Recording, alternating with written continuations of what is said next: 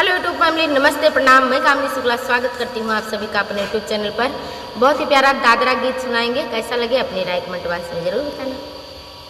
हो बचपन में सेवा शौक नहीं कीने, बलमा मोरा सवती लयलीने, बलमा मोरा बचपन से सेवा शौक नहीं कीने, बलमा मोरा सवती लयलीने, बलमा मोरा सखिया सहेली मारत ताना, सखिया सहेली मारत ताना, मारत ताना हमारत ताना, कि घरा से चलो जल के बहाना, कि घरा से चलो जल के बहाना।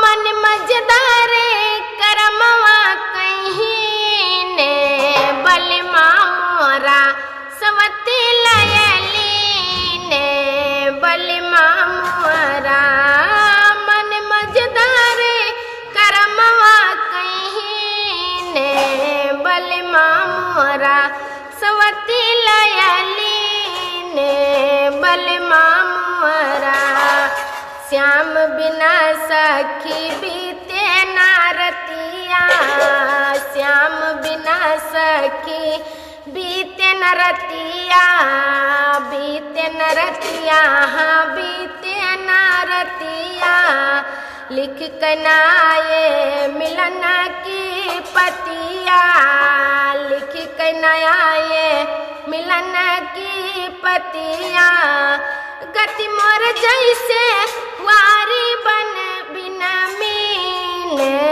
गति मोर जैसे वारी बिना मीने, बलमा मोरा सवती लयलीने, बलमा मोरा गयो है बदल सकी हमरो जमाना, गयो है बदल सकी हमरो जमाना, हमरो जमाना, हमरो जमाना, कुबरी ने पहना चूड़िया सहाना, कुबरी ने पहना चूड़िया सहाना।